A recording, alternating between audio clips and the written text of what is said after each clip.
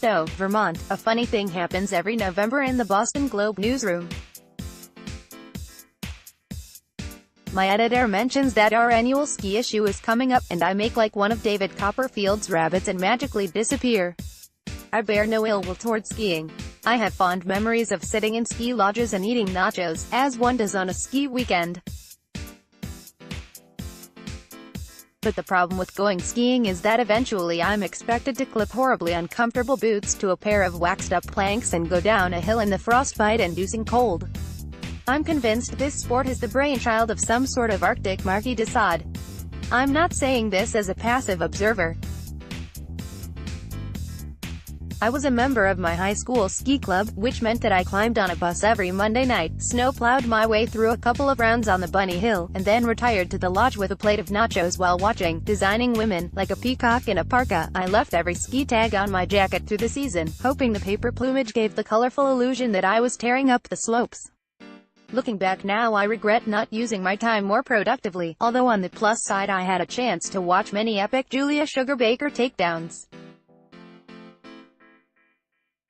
Get The Weekender in your inbox, the Globe's top picks for what to see and do each weekend, in Boston and beyond. Thank you for signing up. Sign up for more newsletters here. I am not Cher, therefore I cannot turn back time to fix my wasted ski club Monday nights, but this year I made a resolution that I would finally learn to ski.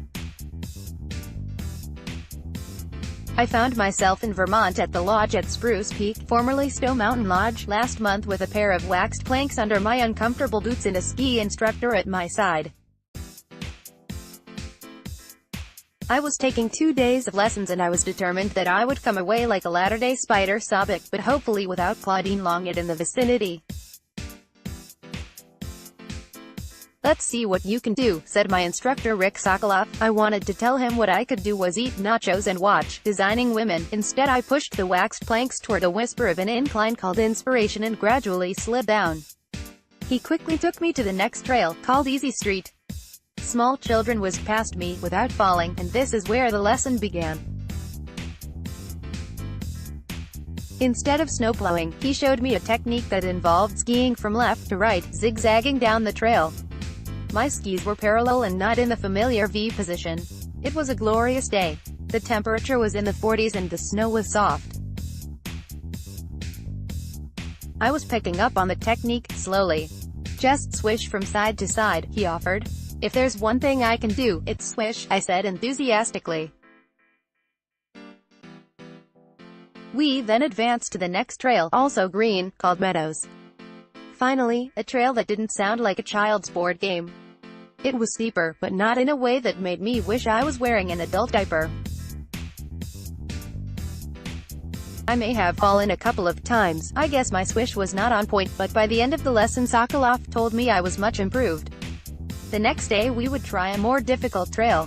I nodded with a fake smile. The idea of a tougher trail was not on my agenda. I silently wondered if I should run into town and preemptively pick up a calcium supplement and some painkillers. I decided I deserved a treat after my successful day and tried a massage at the lodge's spa. I opted for the CBD oil massage, which, I learned, does not get you high. It's intended to relax the muscles. I'm not sure if it worked, but I was ravenously hungry after and opted for the chef's tasting menu at the Solstice Lounge that night. Hold the nachos. My room at the lodge was a suite, complete with a fireplace. The decor was not the most up-to-date. Renovations for the lodge are coming, but it had a proper ski house vibe and a full kitchen.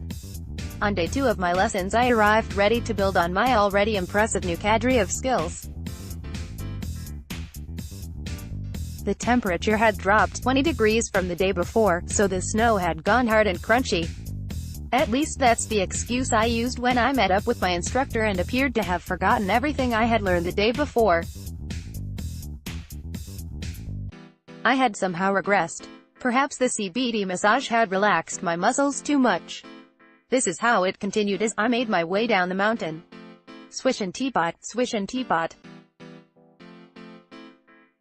It was 20 degrees and I was sweating through my long johns. At least I hoped it was just sweat.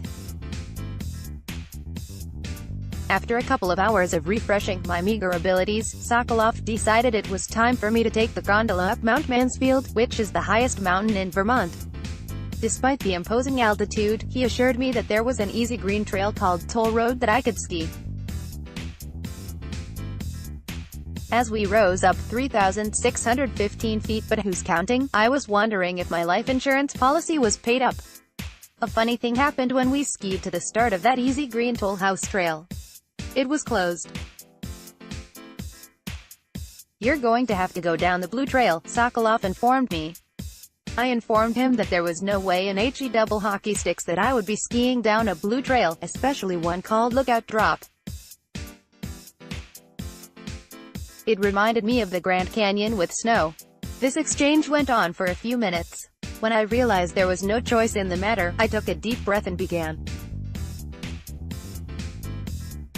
Sokolov coached me down, telling me when to swish, and yelling for me to assume the teapot position, one arm slightly up, one down, crouched forward, and then switch. I channeled every ounce of Angela Lansbury's Beauty and the Beast teapot character I could and roared down the mountain. "Tale as old as time," I hummed to myself over and over. At each stop, Sokolov assured me the next portion of the mountain would be easier. It wasn't. I may have snapped, and called him a liar at one point. This is how it continued as I made my way down the mountain. Swish and teapot, swish and teapot. It was 20 degrees and I was sweating through my long johns. At least I hoped it was just sweat. But then a miracle occurred. I made it down the blue trail without harm. I didn't even fall. Perhaps this was Sokolov's twisted teaching method, but it worked. The fear kept me in perfect form. Then concluded, I thanked Sokolov, and skied as if I was going back up the mountain. But as I saw him fade in the distance, I knew exactly what I needed to do: locate a fireplace and the largest plate of nachos in STOWE. Designing women, optional. Christopher Mother can be reached at mother@globe.com. Follow him on Twitter at Chris Mother.